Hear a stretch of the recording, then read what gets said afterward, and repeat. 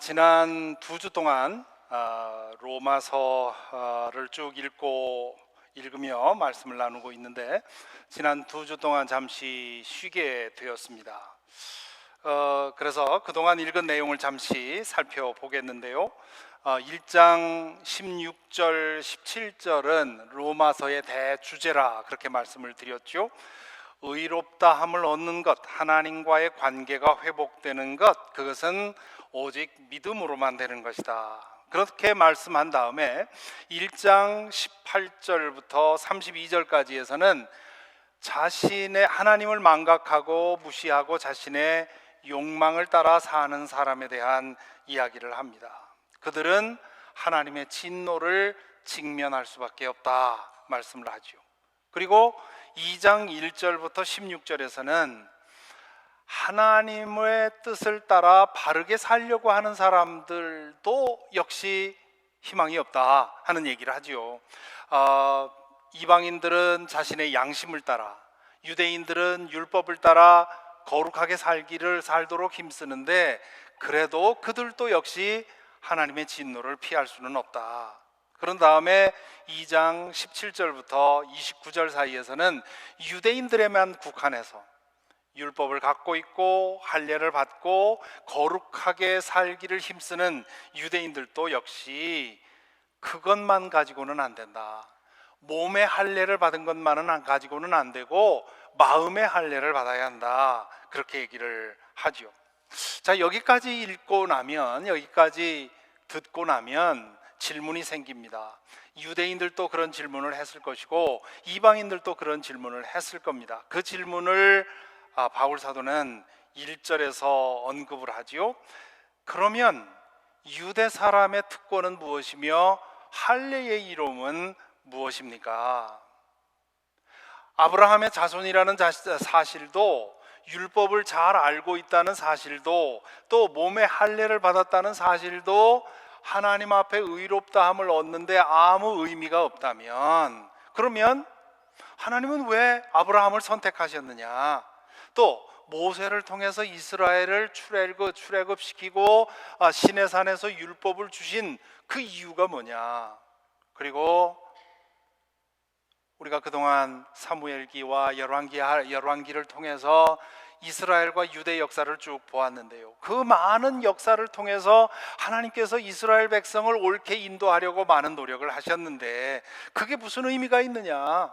아무 의미 없는 것 아니냐? 이렇게 질문할 수 있습니다. 바울 사도는 이 질문을 복음을 전하는 과정에서 여러 번 들었기 때문에 로마 교인들이 당연히 그렇게 질문할 거라고 생각하고 이 질문을 제기하는 거지요. 그러면서 2절에서 대답을 합니다. 모든 면에서 많이 있습니다. 첫째는 그들이 하나님의 말씀을 맡았다는 것입니다. 여기 하나님의 말씀을 맡았다는 것입니다 라는 말은 정확히 번역하면 하나님께서 그들을 믿고 당신의 말씀을 맡기셨다는 것입니다, 이런 뜻으로 번역을 해야 합니다. 자, 여기서 바울 사도는 두 가지 점을 지적합니다. 첫째는 하나님께서 이스라엘 백성을 믿어주셨다는 사실, 그것이 유대인됨의 특권이라는 것이지요. 여러 민족이 있는데 그 민족들 가운데 이스라엘 민족을 믿어주셨다는 거죠.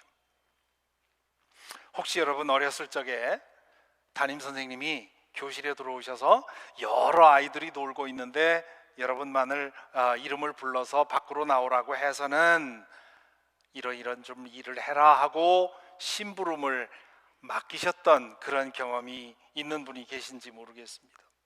그럴 때 어린아이로서는 우쭐해지지요. 왜 그렇습니까? 그 많은 아이들 가운데 선생님이 나를 믿어주셨다는 사실 때문에 그렇습니다. 선생님이 나를 믿어주는 것도 이렇게 기분 좋은 거라면 하나님께서 이스라엘 백성을 믿어주시고 그들을 택해 주셨다고 하는 것은 그것만으로도 큰 영예이지요. 두 번째는 하나님께서 다른 민족들과 달리 이스라엘 백성에게 율법과 계시를 주셨다는 사실입니다.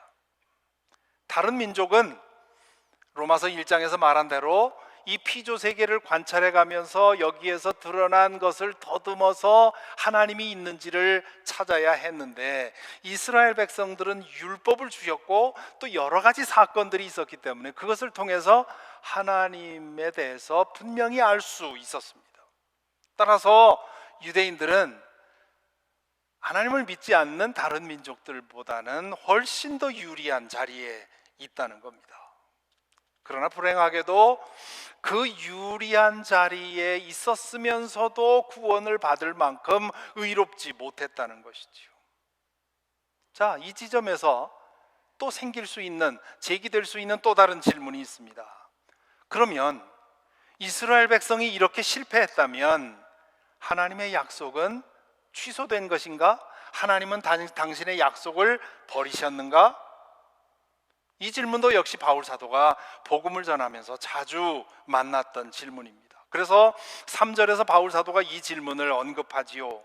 그런데 그들 가운데서, 여기 그들은 유대인들을 말합니다. 그들 가운데서 얼마가 신실하지 못했다고 해서, 여기 신실하지 못했다는 말은 하나님이 그들을 믿어주고 일을 맡겼는데 하나님의 믿음을 저버렸다는 것이지요. 신실하지 못했다고 해서 무슨 일이라도 일어납니까? 그들이 신실하지 못했다고 해서 하나님의 신실하심이 없어집니까? 없어지겠습니까? 자, 여기서 바울 사도가 신실함이라는 말을 여러 번 사용하고 있죠. 영어로는 faithfulness, 그런 말을 씁니다. 혹은 truthfulness, 이렇게도 번역을 하지요. 헬라어로는 피스티오인데요, 이 피스티오라는 말은 나는 믿는다 라고 번역하기도 하지만 나는 신실하다, 나는 약속을 지킨다, 나는 믿음직스럽다, 나는 믿음을 저버리지 않는다, 이런 뜻으로도 사용할 수 있습니다. 바울 사도는 이 말씀을 통해서 먼저 하나님의 신실하심에 대해서 얘기를 합니다. 하나님은 신실하신 분이시다, 믿음직한 분이시다, 믿음을 저버리는 분이 아니다, 약속한 것이 있으면 그 약속을 끝내 지키시는 분이다, 그렇게 얘기를 하는 거죠. 무슨 근거로 그렇게 말을 합니까? 하나님은 이스라엘을 제사장의 나라로 택하셔서 모든 인류를 구원하시겠다고 약속을 하셨습니다. 그 약속을 이루시기 위해서 아브라함을 선택해서 구원의 역사를 시작하셨죠. 그리고는 율법을 주시고 할례를 주시고 예언을 주셔서 이스라엘 백성을 구원으로 인도하기 위해 힘쓰셨습니다. 그런데 이스라엘은 결국 참담하게 실패했죠. 그 이후로 바울이 지금 이 편지를 쓸 때까지 이스라엘은 회복되지 못하고 있었습니다. 자, 그렇다면 누구나 할 수 있는 질문이 뭡니까? 하나님은 구원하시겠다는 약속을, 계획을 포기하신 것인가? 라는 질문을 하겠죠. 이스라엘을 제사장 나라로 만들고 그렇게 해서 온 민족을 구원하시겠다는 하나님의 그 계획은 취소된 것인가? 하나님은 그 약속을 지키지 않기로 결심한 것인가? 이런 질문을 할 수 있습니다. 이 질문에 대해서 바울 사도가 4절에서 답하지요. 그럴 수 없습니다. 여기 그럴 수 없습니다라는 말은 바울 사도가 자주 사용한 극강의 부정입니다. 말도 안 됩니다, 이런 뜻입니다. 그러면서 있는 말이 뭡니까? 사람은 다 거짓말쟁이이지만 하나님은 참되십니다. 이 두 번째 문장, 사람은 다 거짓말쟁이이지만 하나님은 참되십니다 라는 이 말씀은 번역하기가 꽤 어려운 문장입니다. 이 말을 제대로 그 원래의 의미에 가깝게 번역하자면, 하나님의 참되심에 비하면 인간은 모두 거짓말쟁이에 불과합니다, 그렇게 번역하면 가깝습니다. 지금 사도 바울은 여기서 하나님과 인간이 얼마나 다른 존재인지를 말씀하고 있는 겁니다. 우리끼리 비교하면 누구는 좀 진실하고 누구는 거짓말을 좀 더 하고, 누구는 상당히 의롭게 살고, 어떤 사람은 그런 거 전혀 신경 쓰지 않고 그냥 자기 이익이 끌리는 대로 살고요. 또 어떤 사람은 정말 모든 죄로부터 자신을 구별하기 위해서 거룩하게 살고, 어떤 사람은 윤리의식, 도덕의식이 전혀 없이 그저 자신의 욕망을 따라 삽니다. 그러니까 우리끼리 비교하면 누구는 거룩하고 누구는 좀 덜 거룩하고 그렇지요. 그런데 하나님과 우리를 비교하면 어떻게 되겠냐, 그런 얘기입니다. 하나님은 절대적인 거룩하신 분입니다. 그렇기 때문에 그 하나님의 절대치에 비하면 우리가 조금 거룩하다 못하다, 이건 아무런 차이가 나지 않는다는 얘기지요. 하나님의 그 절대적인 의로우심에 비하면 우리 중에 누구는 좀 의롭고 누구는 좀 불의한 차이, 아무것도 아니라는 거지요.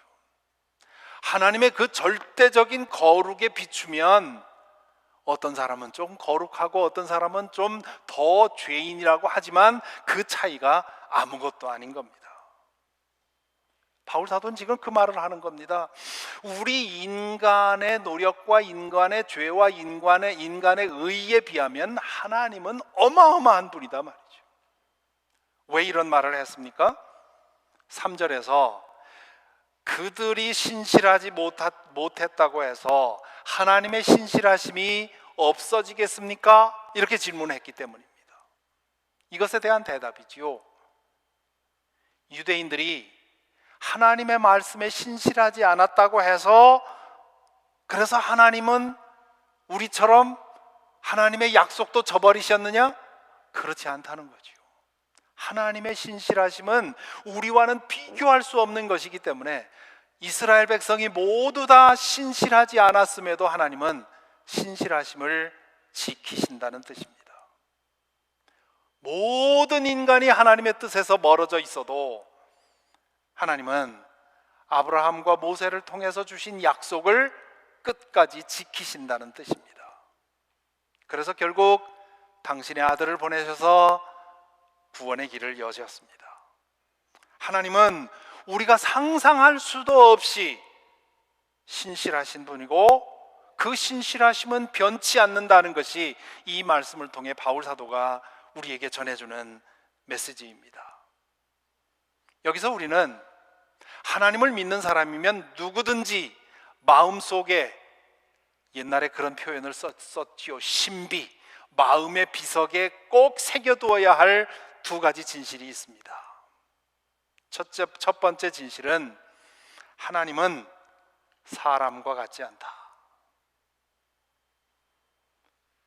너무도 당연한 말이지요. 그런데 너무도 자주 우리는 망각합니다. 성경의 증언들을 보면, 성경을 보면 이런 말씀이 거듭거듭 나옵니다. 몇 가지만 제가 예를 들면 전도서 5장 2절에서 하나님은 하늘에 계시고 너는 땅 위에 있다, 이렇게 얘기를 하죠. 하늘과 땅이 다른 것처럼 하나님과 우리 인간은 다르다는 얘기입니다. 시편 90편 4절에 보면 주님 앞에서는 천년도 지나간 어제와 같고 밤의 한순간과도 같습니다, 그렇게 얘기를 합니다. 하나님은 영원하신 분이고요, 그 영원하신 분의 빛되면 우리의 백년생 인생이라고 하는 것은 훅 있다가 꺼져가는 바람과 같다는 거죠. 고린도전서 1장 25절에서 바울 사도가 또 이렇게 말합니다. 하나님의 어리석음이 사람의 지혜보다 더 지혜롭고 하나님의 약함이 사람의 강함보다 더 강합니다. 하나님이 하시는 일을 우리의 이 머리로 다 설명하고 이해할 수 없다는 얘기입니다. 그런데 우리는 너무도 자주 하나님은 우리와 같다고 착각합니다. 시편 50편 21절에 보면 이런 말씀이 나옵니다. 이 모든 일이라고 하는 것은 죄악을 말합니다. 갖가지 죄악을 짓고도 이런 일을 너희가 저질렀어도 내가 잠잠하였더니 너희는 틀림없이 내가 너희와 같은 줄로 잘못 생각하는구나. 심각한 죄를 범하고 사는데 하나님이 처음에는 죄를 범할 때 우리 다 경험한 것입니다. 어릴 적에 이거 하면 하나님한테 벌 받을 텐데 하고 했는데 아무런 벌이 내리지 않습니다. 그러면 조금 더 해도 될 것 같아서 조금 더 하면 그러면 또 뭐가 나올 것 같은데 또 하나님이 잠잠하십니다. 자, 그렇게 되다 보니까 아주 심한 죄악을 범하고도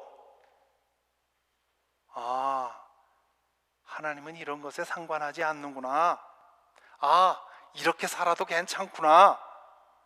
하나님은 우리가 그것 스스로 깨닫고 돌아서기를 기다리시는데 우리는 그것을 하나님은 그런 것에 상관하지 않는 분처럼 오해를 하는 것이지요. 그래서 사람들은 하나님이 자기와 같은 줄 안다, 시편에서 그렇게 말하는 겁니다.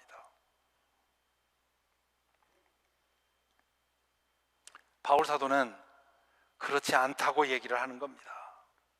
하나님과 우리 인간은 차원적으로 다르기 때문에, 그렇기 때문에 우리 생각으로 하나님을 판단해서는 안 된다는 것이지요. 때로 믿는 사람들이 하는 말이 있지요. 하나님의 뜻이 어디 있는지, 왜 이러시는지 이해할 수가 없어. 알고 보면 그런 일이 있는 게 당연합니다. 우리가 다 이해할 수 없으니 하나님이지요. 그래서 바울 사도가 뭐라고 했습니까? 그 유명한 사랑장 고린도전서 13장 12절에서 이렇게 말합니다.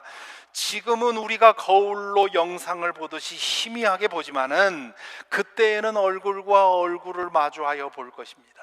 지금은 내가 부분밖에 알지 못하지만은 그때에는 하나님께서 나를 아신 것과 같이 내가 온전히 알게 될 것입니다.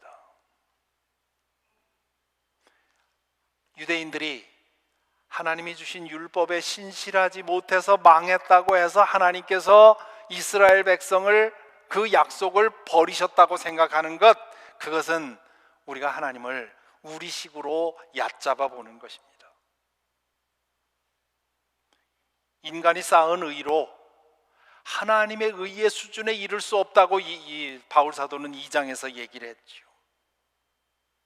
하지만 반대로 인간이 죄를 짓는다고 해서, 인간이 하나님을 모두 다 버린다고 해서 하나님이 당신의 계획을 철회하고 약속을 버리지 않으신다는 겁니다. 하나님은 어떻게든 그분의 뜻을 이루십니다. 그래서 하나님이시지요. 그래서 우리는 하나님을 생각할 때 그분에게 우리로서는 다 이해할 수 없는 그런 부분이 있다는 사실을 인정해야 합니다. 두 번째 진실은 하나님의 신실하심은 변하지 않는다 하는 것입니다. 우리 인간에 대한 하나님의 사랑이 변함이 없다는 것입니다. 그분은 우리에 대해서 선의를 가지고 계십니다. 우리는 우리의 죄에 대한 생각 때문에 하나님께서 우리에게 분노해 있고 언제든지 내려치실 준비가 되어 있다고 생각하지만 예수님이 뭐라고 하셨습니까? 마태복음 6장 8절에 보면 하나님 너희 아버지께서는 너희가 구하기 전에 너희에게 필요한 것이 무엇인지를 아신다 말씀을 하셨죠. 7장 11절에는 또 이렇게 말씀하십니다. 너희가 악해도 너희 자녀에게 좋은 것을 줄 줄 알거든 하물며 하늘에 계신 너희 아버지께서 구하는 사람에게 좋은 것을 주시지 아니하시겠느냐. 이 말씀들을 통해서 예수님이 하시는 말씀은 하나님의 선의를 믿으라는 겁니다. 하나님의 사랑을 믿으라는 겁니다. 하나님의 신실하심을 믿으라는 겁니다. 그런데 우리는 우리 자신의 부족함과 허물과 죄를 자꾸 생각하기 때문에 이런 나를 하나님이 끝까지 사랑하실까 믿어지지 않는 것이죠. 우리는 우리에게 일어나는 일을 근거로 해서 하나님의 신실하심을 판단하려는 경향이 있습니다. 왜 그렇습니까? 하나님의 선의에 대한 믿음이 부족하기 때문입니다. 자라나는 어린아이들에게 제일 중요한 것이 무엇인 줄 아십니까? 부모의 선의에 대한 확신입니다. 그것이 아이의 내면에 안정감을 만들어주지요. 그리고 세상을 긍정적으로 보게 합니다. 누구를 만나든 경계하지 않고 자신을 열게 만들지요. 그 확신이 있으면 때로 부모의 행동이 자신을 사랑하는 것 같지 않아도 부모의 사랑을 의심하지 않습니다. 그래도 부모님이 나를 사랑하는 것은 변함없다고 생각하지요. 반면에 자라면서 어떤 문제로 인해서 부모가 나를 전적으로 사랑한다고 하는 확신을 갖지 못하면 부모의 일거수일투족을 가지고 부모가 나를 정말 사랑하는지 안 하는지 판단하게 됩니다. 혹시 부모님이 나를 미워하는 것은 아닌가? 이런 생각이 점점 강해지면 내면의 불안감이 생깁니다. 그러면 부모의 사랑을 확보하기 위해서 발버둥치지요. 그리고는 사회인이 되어서도 세상에 대해서 긍정적으로 보지 못합니다. 자신을 두려워서 열지 못합니다. 그러므로 어린아이에게 있어서 이 부모의 확신을 심어주는, 사랑의 확신을 심어주는 것은 매우 중요합니다. 하나님에 대해서도 마찬가지입니다. 하나님의 사랑과 선의와 신실하심에 대한 확신이 우리에게 필요합니다. 우리가 이 예배를 드리면서 십자가를 바라볼 때마다 우리 마음속에 새겨야 할 것은 No matter what, 나의 조건에 상관없이 나를 향한 하나님의 사랑은 변함없다고 하는 이 사실을 기억하는 것입니다. 이 확신이 있으면 나에게 일어나는 일이 나를 사랑하는 것 같지 않은 일이 일어난다 해도 그래도 하나님의 사랑은 변함없다고 하는 확신 속에 머물러 있을 수 있습니다. 이 확신이 없으면 어떻게 됩니까? 하나님의 사랑을 얻기 위해서 발버둥칩니다. 교회 다니는 사람 중에 이런 사람들 많습니다. 어떻게든 열심히 신앙생활해서 하나님의 사랑을 확보해야 된다고 하는 그런 조바심 속에 살지요. 이런 사람들은 좋지 않은 일이 자신에게 생기면 혹시 하나님이 나에게 벌 주시는 거 아닌가? 의문 갖게 되고요. 혹은 하나님이 어쩌면 나에게 이럴 수 있느냐? 이렇게 생각하게 됩니다. 이런 생각으로 인해서 어떤 사람에게는 믿음이 차갑게 식어버리는 경우도 있고요. 또 어떤 사람은 믿음을 버리기도 합니다. 우리 윤석현 목사님 가족들 여기 계신데요. 양해를 구하고 지난주 목요일에 있었던 우리 음광현 목사님 장례식에 대한 얘기를 잠시 언급을 하겠습니다. 37세의 젊은 목사님이 하루아침에 세상을 떠나셨습니다. 지난 목요일에 리치몬드에 있는 예배당에서 예배를 드리는데 이 너무도 안타까운 아픈 그런 일로 인해서 그냥 처음 찬송부터 그냥 울컥울컥하게 하는데요. 이 슬픔이, 이 아픔이 얼마나 큰지가 느껴졌습니다. 하나님의 말씀을 전하는 일에 전력 투구했고 교인들을 사랑해서 부임하자마자 30여 가정이 되는 30여일 동안 온 교인들을 신방하고 그렇게 하나님 나라를 위해 헌신하던 사람이 어린 아내와 내 아들을 남겨두고 하루아침에 거짓말처럼 우리 곁을 떠났습니다. 그 부모님은 뵙고 보니까 참으로 신실하기 이를 데 없는 분들입니다. 장로님으로, 권사님으로 사회에서 존경받는 지도자로, 그리고 학교에서 존경받는 교육자로 평생을 헌신하시고 은퇴한 후에 필리핀에 가서 선교사들의 자녀들을 돌보는 일을 하면서 여생을 바치셨습니다. 이런 상황에 이르면 우리는 이런 질문을 마주하게 됩니다. 아니, 바울 사도는 오늘 말씀을 통해서 하나님은 이스라엘 백성들이 자신의 말씀에 신실하지 않을 때조차도 신실하시다고 했는데 이렇게 신실한 사람에게 왜 하나님은 이런 일이 일어나게 하시는가? 이런 상황에 이르면 믿지 않는 사람들은 비교적 쉽습니다. 팔자라고 체념하면 되지요. 인격이 없는 운명의 운명의 수레바퀴가 이렇게 만들었다고 생각하고 받아들입니다. 물론 그것도 쉬운 일은 아닙니다. 그런데 자신이 어쩔 수 없는 거대한 운명, 거대한 카르마, 그것이 그렇게 만들었다고 하면 어쩔 수 없죠. 그런데 하나님을 믿는 사람들은 체념이 되질 않습니다. 우리는 인격적인 하나님을 믿기 때문입니다. 하나님이 인격적이라는 말은 무슨 뜻입니까? 하나님이 우리처럼 생각하고 판단하고 결정하고 행동하신다는 거죠. 우리처럼 감정도 있고 눈물도 있고 기쁨도 있고 이러시는 분이라는 겁니다. 그리고 우리의 아픔과 고난과 고민을 자신의 아픔처럼 느끼시는 분이라고 성경은 얘기를 하고 있습니다. 우리는 이 세상에 일어나는 모든 일이 하나님의 다스림 아래에 있다고 믿지 않습니까? 예수님 말씀처럼 참새 한 마리도 하나님이 허락하지 않으면 떨어지지 않는다고 우리는 믿고 고백합니다. 그렇다면 이런 사건 앞에서 우리는 그런 질문에 봉착할 수밖에 없습니다. 하나님은 왜 이런 일이 일어나게 하셨나? 하나님이 직접 그렇게 한 것이 아니라면 왜 이런 일이 일어나도록 그냥 내버려 두셨나? 여러분은 어떠십니까? 그동안 여러분의 신실한 삶에 하나님께서 신실하지 못한 것 같은 방식으로 응답하시는 것을 경험한 적이 있습니까? 혹은 주변에서 그런 일을 보신 적이 있습니까? 저는 그동안 수없이 보아왔습니다.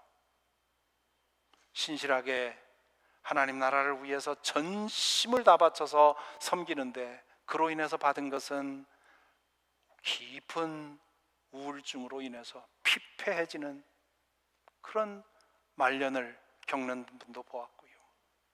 신학교 있을 때, 신학교에서 가르칠 때는 신학교 졸업하고 필리핀으로 선교를 떠나서 6개월 만에 샤워를 하다가 심장마비로 돌아갔다고 하는 그런 소식을 듣고 온 학교가 충격을 받은 적도 있습니다.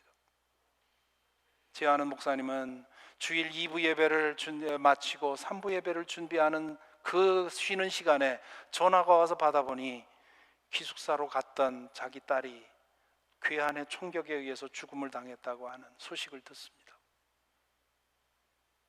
그 소식을 듣고 3부 예배에서 설교를 했다는 겁니다. 어떻게 이렇게 잔인할 수 있습니까? 이런 일들을 당하면 왜 하나님은 신실한 사람에게조차 신실하지 못한가 질문하게 되죠.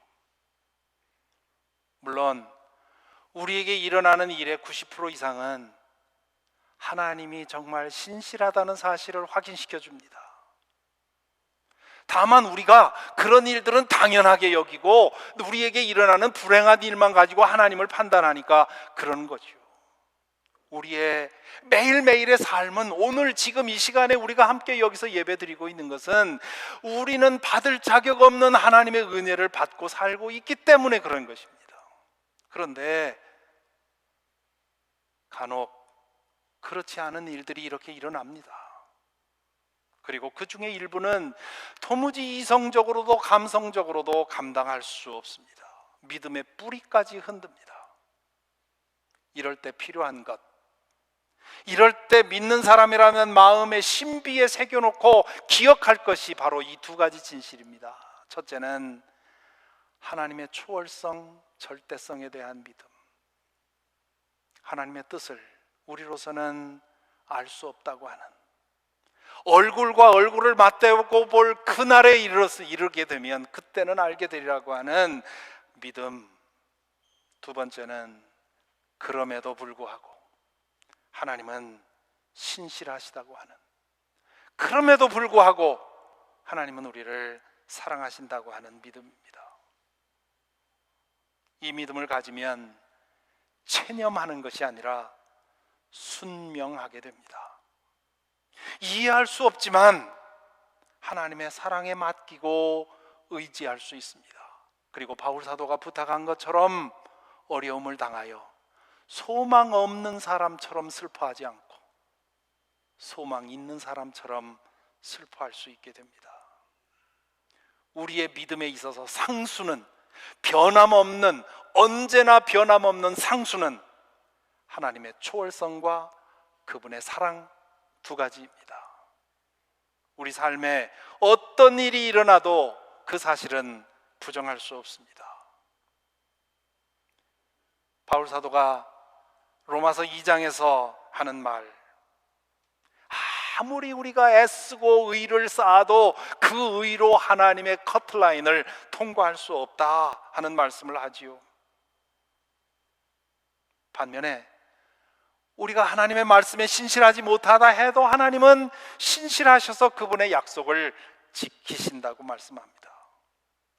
우리가 구원받는 것은 우리의 노력 때문이 아니라 우리를 구원하시겠다고 약속하고 그 약속을 지키시는 하나님의 신실하심 때문인 것을 믿습니다.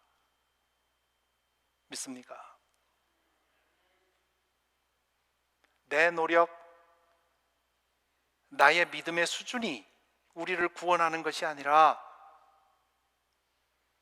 우리를 구원하겠다고 약속하시고 그 약속을 이루시는 하나님의 신실하심 때문에 우리는 구원받는 것입니다. 그러므로 믿는다는 것은 하나님의 그 불변하는 신실함, 그 사랑에 우리 자신을 맡기는 것입니다. 내가 그분의 손을 잡는 것이라고 생각을 하는데 실은 하나님의 손에 나를 들여서 하나님이 나를 붙들게 만드는 것이지요.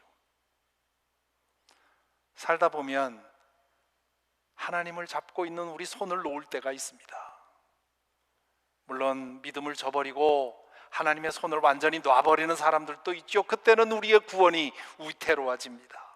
하지만 때로는 우울증으로, 때로는 이런저런 삶의 위기를 만나서, 또 때로는 치매나 노환이나 질병으로 인해서 평생 붙들고 있던 하나님의 손을 놓는 것 같은 상황이 있습니다.